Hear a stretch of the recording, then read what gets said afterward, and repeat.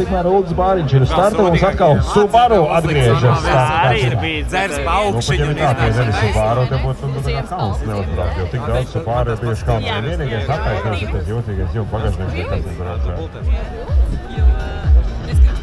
Bet ņemot vērā ātrumu, nav būtiski, kas ir pagažnieks. Beigā atbrīdamiskā pretestība, ka nav svarīgi.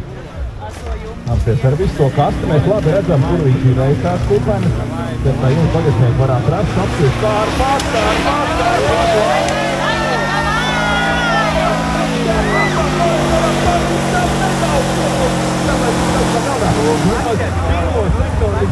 Godam iegūst rezultātu kvalificējas pirmajā braucienā.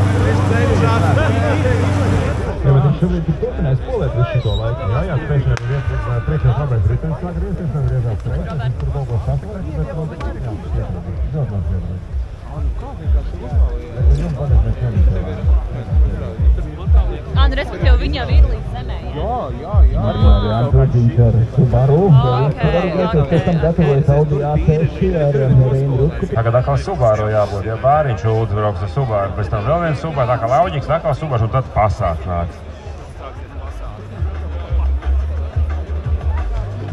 Un te nāk, slēpju kaste nāk.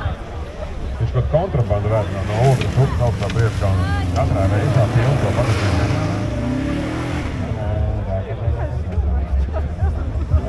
Pagažniekam pilns tā kā ragalā nē. Jā, nu jāpārdoda Foresters, jāņem imprezi. Jā, nu pirmajā reizē bija labāk. 2 minūtes viņam vajadzēja, bet vismaz tik pie rezultāta. Tagad aizslīd apakaļ. 2 minūtes?